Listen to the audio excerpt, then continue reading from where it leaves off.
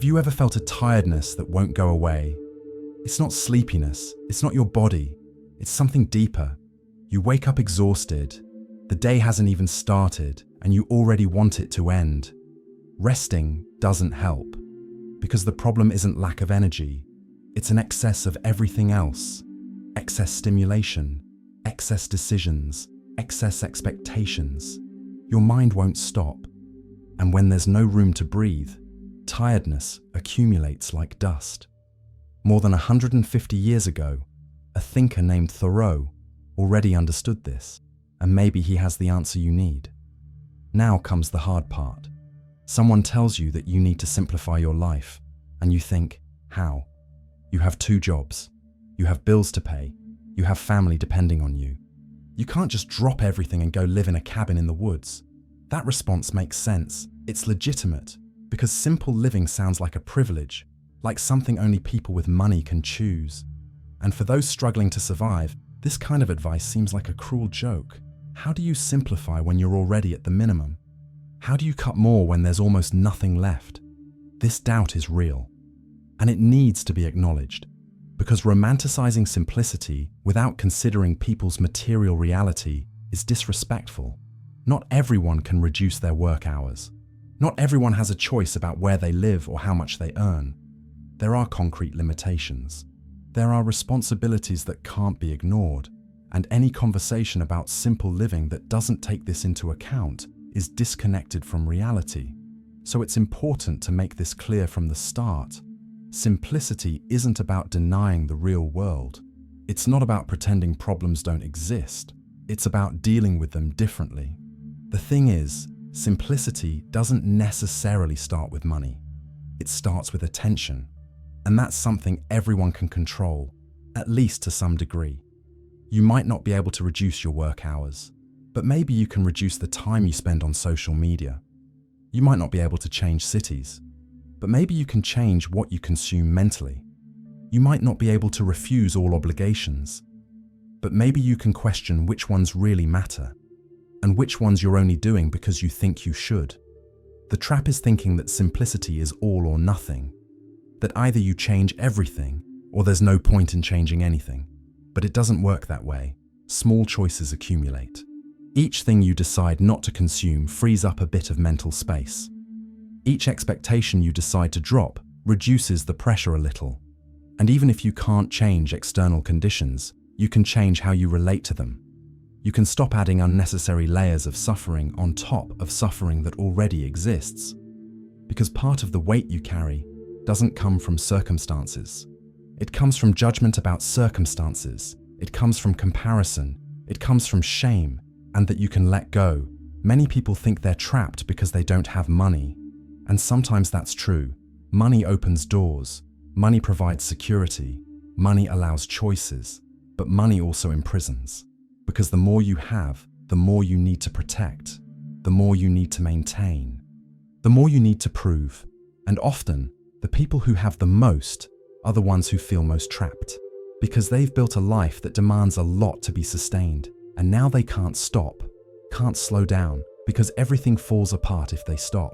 So the question isn't just about having or not having, it's about how much you need, and how much of what you have is trapping you instead of freeing you.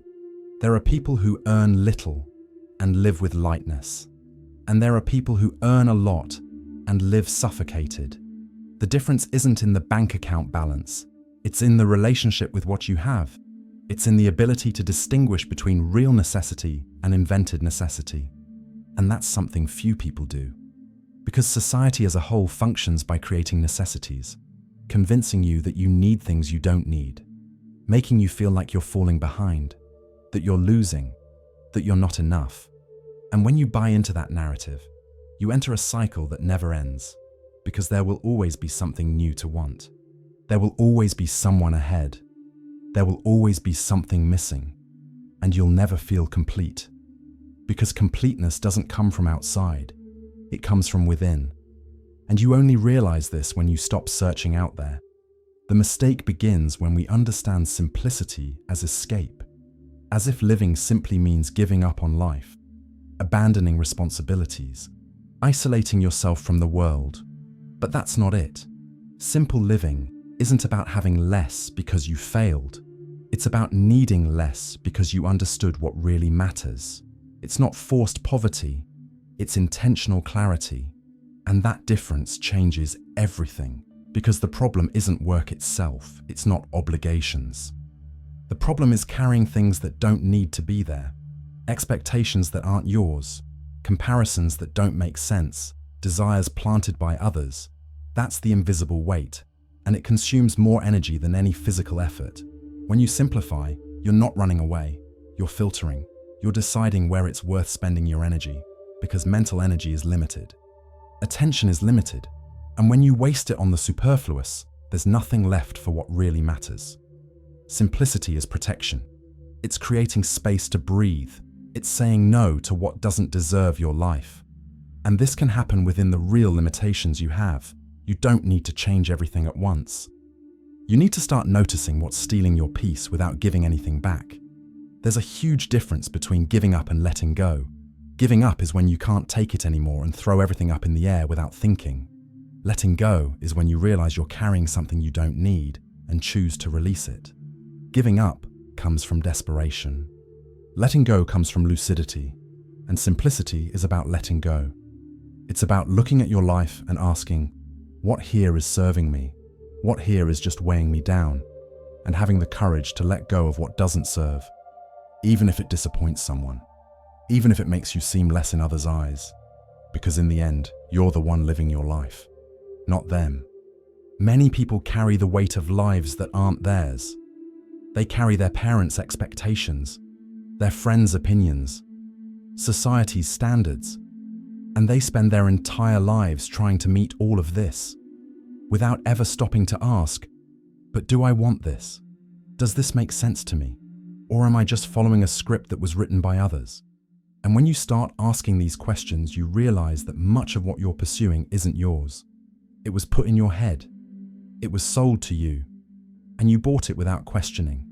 And now you're paying the price. Not in money, in life, in energy, in peace. Simplicity isn't about rejecting everything. It's about choosing what stays. And to choose, you need to know what matters. But most people don't know, because they never stop to think. They're too busy doing to reflect on the why. And when you don't know what matters, everything seems important. Everything seems urgent. Everything seems necessary. And you live putting out fires, without ever questioning why there are so many fires, without realizing that you're lighting some of them yourself, because you think you should, because you think it's expected, because you think it's normal. There's a phrase that says, most people are afraid of being free. And that's true. Freedom is scary, because freedom is responsibility. It's having to decide. It's not being able to blame anyone. It's acknowledging that your life is yours, and that's frightening. It's easier to follow what everyone else does, safer, more predictable, but also more suffocating. Because deep down, you know this isn't it. You know you're living a life you didn't choose. And that knowing corrodes.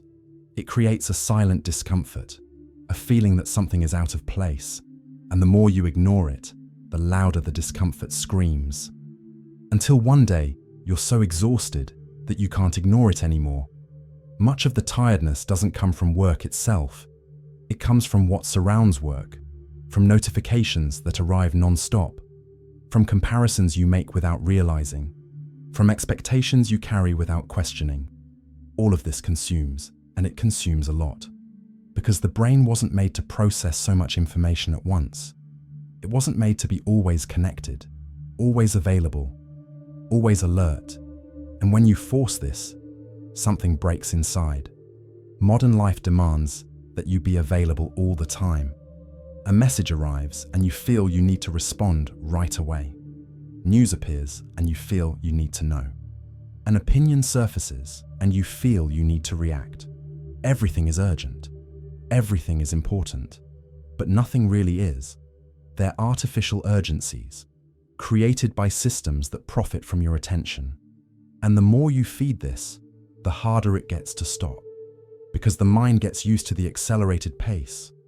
It becomes addicted to constant stimulation. And when you try to slow down, You feel a strange emptiness, as if something were missing, but nothing is missing. What you feel is the absence of noise, and the mind doesn't know how to deal with that at first. It was trained to always be busy, always consuming something, always reacting to something. And when you remove that, the silence seems scary. But it's in that silence that clarity appears. That's where you start to realize how much energy was being wasted, how much mental space was being occupied by things that don't matter. And the more you distance yourself from the noise, the more you realize that most things that seemed essential weren't. They were just distractions disguised as necessities. So simplicity starts with a difficult choice, choosing what to ignore.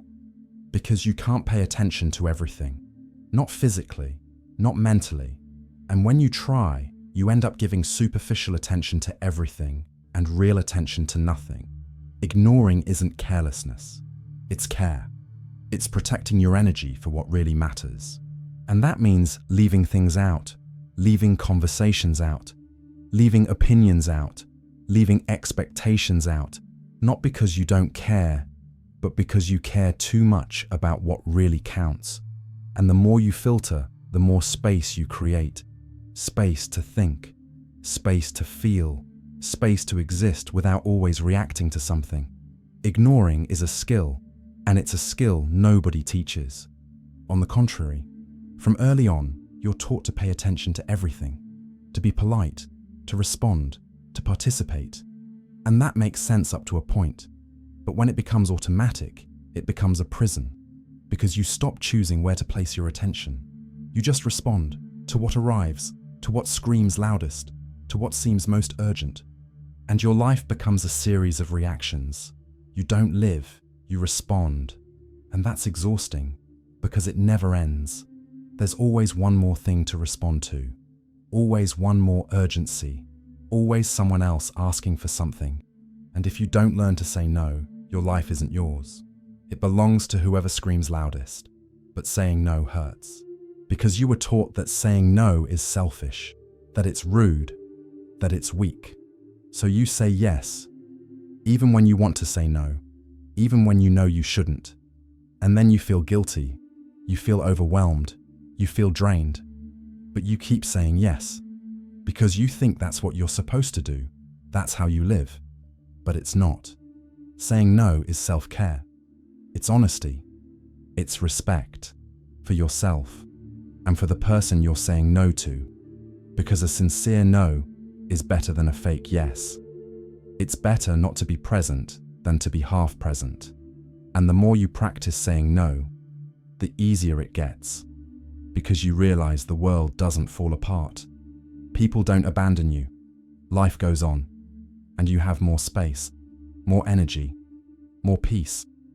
Learning to ignore also means unlearning to react, because most things don't deserve a reaction, don't deserve your energy, don't deserve your time. But you were trained to react. Criticism comes, and you want to defend yourself. A different opinion appears, and you want to refute it. An injustice happens, and you want to publicly express outrage. And all of this consumes a lot. Because each reaction is a piece of your peace that you hand over. And for what? To prove you're right, to change the opinion of someone who doesn't even know you, to feel validated. But none of that comes back to you. You only lose. You lose time. You lose energy. You lose clarity. And what do you gain? A discussion that leads nowhere, unnecessary wear and tear. Irritation that will stay with you the rest of the day. Ignoring the superfluous creates a type of freedom that few people experience. The freedom of not caring about what doesn't matter, of not carrying others' opinions, of not being affected by external expectations, of not getting lost in unnecessary drama. And when you have that freedom, life gets lighter.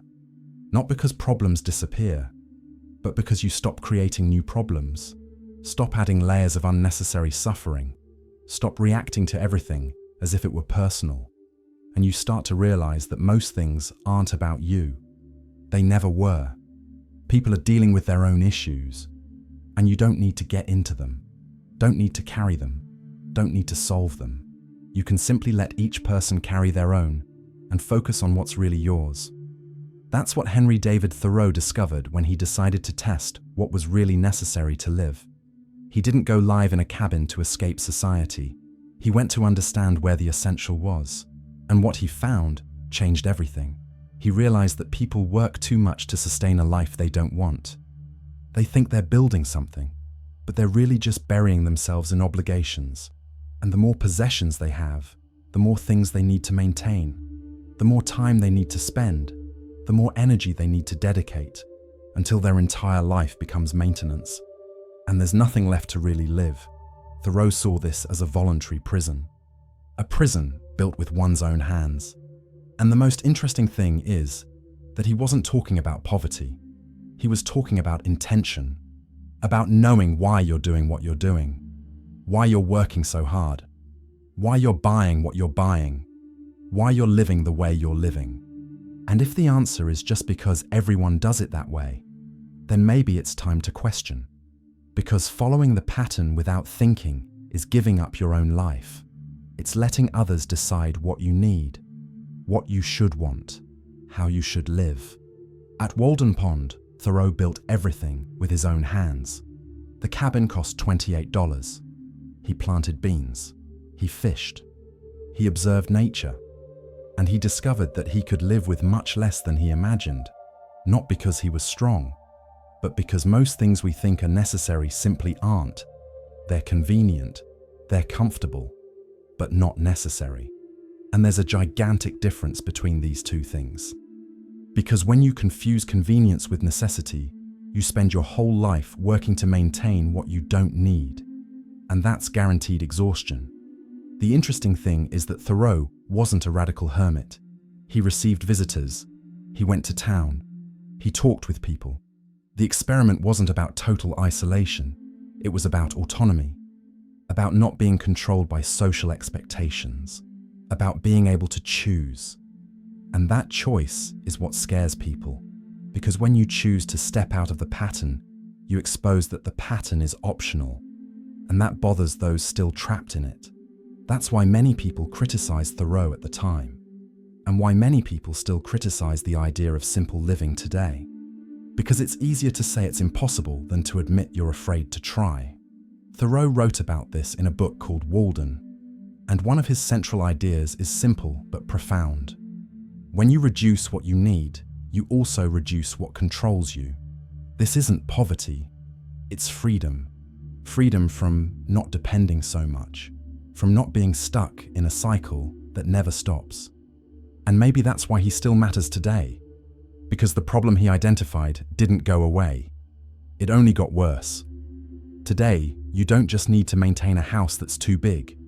You need to maintain an online presence, an image, an edited version of yourself that needs to be constantly updated. And that consumes as much as anything physical, maybe even more, because there's no limit. You never finish. There's always one more thing to post, one more thing to respond to, one more thing to follow. And in the end, you're not living.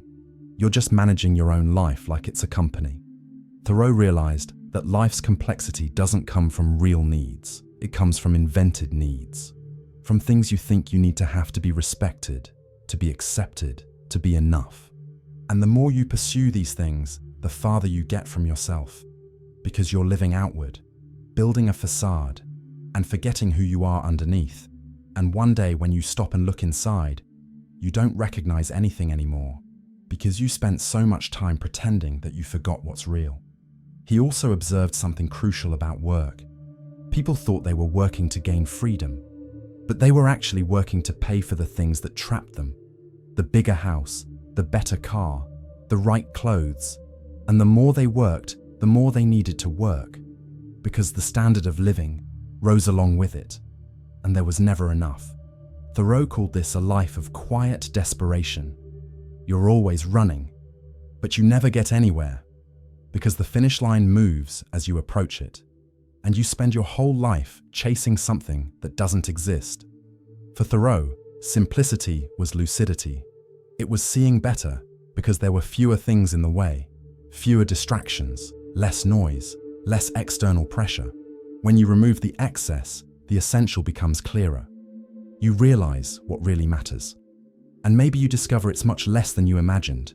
This isn't pessimism, it's relief. Because the less you need to worry about, the less you need to prove, the less you need to maintain. And that reduction doesn't impoverish life, it expands it. Because finally, there's space for what was suffocated by excess. But it's important not to distort what Thoreau defended. He didn't preach forced poverty, didn't glorify suffering, didn't think going through hardship was a virtue. What he defended was intention. It was knowing why you're doing what you're doing, and living according to that, without comparing yourself, without going into debt, without exhausting yourself to impress others.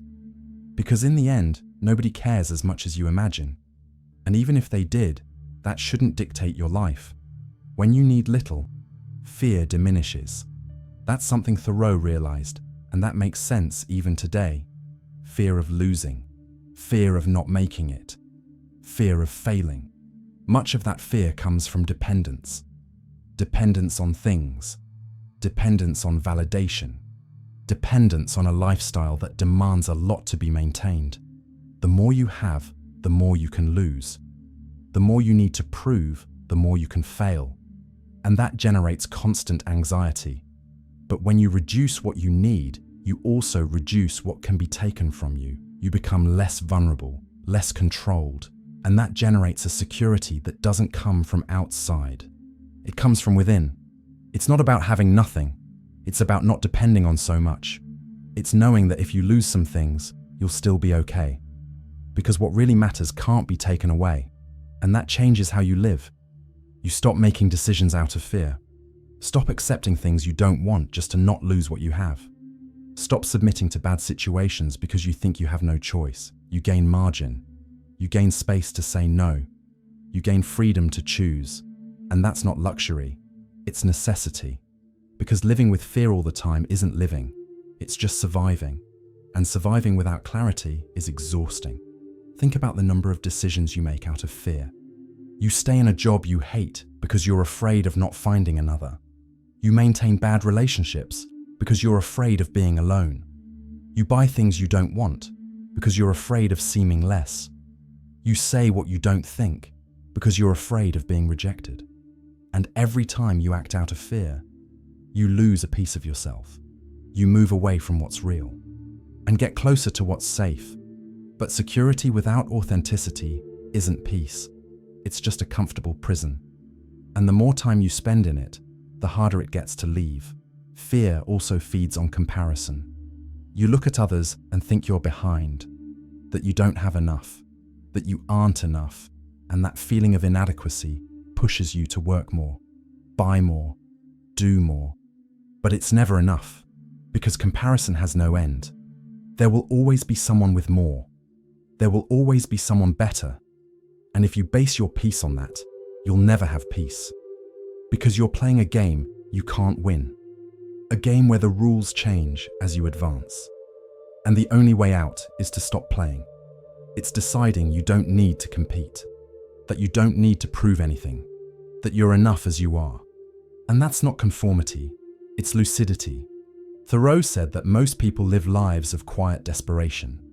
And when you look around, you realize he was right. People are desperate, but they don't admit it. Don't talk about it, because admitting you're struggling seems like weakness. So everyone pretends they're fine, pretends they're in control, pretends they're happy. And the more you pretend, the farther you get from the truth, and the more alone you feel, because you think you're the only one struggling, but you're not. Almost everyone is. The difference is that some have the courage to admit it. And when you admit it, you create space to change. Because you stop pretending everything's fine. And you start dealing with what's really happening. Simplicity also frees up time. But it's not just about having more hours in the day. It's about having present attention. Because time without attention is worthless. You can have the whole day free and still not be present. Your mind is somewhere else. Processing worries, planning the next step, reacting to something that hasn't even happened yet. And when you simplify, the mind has space to slow down. It doesn't need to always be in urgency mode. It can simply be. And that seems simple, but it's revolutionary, because most people have spent so much time accelerated that they don't even remember what it's like to be calm. When you create mental space, time changes in quality. You can be doing the same thing as always, but the experience is different, because you're there, not divided between 10 things at once. And that changes everything. It changes how you work, how you rest, how you relate, because attention is presence, and presence is what transforms time into life. Without it, days go by and you don't even notice. You're always on autopilot, always reacting, never really living. And one day, you look back and realize you don't remember almost anything, because you were never really there. Thoreau talked about this when describing his mornings at Walden. He would wake up and not check messages. He didn't have meetings. He didn't have artificial urgencies. He simply existed. He observed the lake. He listened to the birds. He thought. And in that space of doing nothing, he noticed things he never would have noticed if he were busy. He saw patterns in nature. He made connections between ideas. He understood things about himself. And all of this happened because there was space. Space for the mind to wander. Space for thoughts to form. Space for clarity to emerge. And that kind of space doesn't exist anymore because we fill every second with something. Music, podcast, video, anything, except silence. The problem is that insight doesn't happen in noise. Insight happens in silence. When the mind isn't being bombarded by external stimuli, when it can process what it already has, reorganize, make sense, and create something new. But you never give it that space. So it's always reacting, never creating, always processing new information, never processing the old. And you're left with a feeling of constant overload, like the mind is always full, always heavy, always confused, because it is. It hasn't had time to digest anything. You just keep putting more in, and more, and more, until nothing fits anymore. And then you stop thinking clearly, stop feeling deeply, stop living with presence, because there's no space for any of that. Silence is another thing that simplicity brings, and silence is scary, because the mind isn't used to it. It was trained to always be busy, always consuming something, and when there's nothing to consume, it panics. It seeks anything to fill the void. A notification, a video, a conversation, anything. But silence isn't emptiness. It's space. It's where thoughts organize themselves, where emotions settle, where clarity appears. And many people feel peace for the first time when they finally allow silence to exist. In the channel comments, many people talk about this, about how they started turning off their phones before bed and realized they sleep better, about how they stopped consuming news and felt less anxious, about how they reduced contact with certain people and felt lighter. And that's not selfishness. It's not coldness. It's self-care. It's understanding that you can't take care of everything and everyone at the same time. And that allowing silence to enter your life isn't absence. It's presence. Real presence. Without noise, without rush, without performance. And that's where another truth about simplicity lies. It doesn't impress anyone. It doesn't draw attention. It's not Instagrammable. It doesn't perform. Doesn't compete, because there's nothing to show. And in a world where everything is about appearing, this is invisible. People will think you're stuck, that you're not progressing, that you're complacent. And maybe you'll even feel that way at first, like you're falling behind, like you're missing something important. But you're not. You're just getting out of the race and realizing you never needed to be in it. Simple living doesn't sell, doesn't generate engagement, doesn't make headlines, because it's quiet, it's internal, it's personal. And in a noisy society, what doesn't make noise disappears. But just because something isn't visible doesn't mean it isn't valuable. Maybe it's just the opposite. Maybe what really matters is exactly what doesn't need to be seen, what doesn't need to be validated, what doesn't need to be shared, And when you understand that, you stop living for others. Stop building a life that looks good from the outside, but is empty inside. And you start building something real, something maybe nobody will see, but that you feel. There's no ideal model of simplicity. There's no formula that works for everyone. Each person simplifies within what they can, within the limitations they have. And that's not failure, it's reality. Some people will be able to change more, others will be able to change less. And that's okay. What matters isn't the amount of change. It's the coherence between what you say matters and how you actually live. It's looking at your life and realizing if you're spending energy on what's worthwhile, or if you're just responding to external pressures without questioning. Simplicity isn't perfection. It's not purity. It's not asceticism. It's just honesty.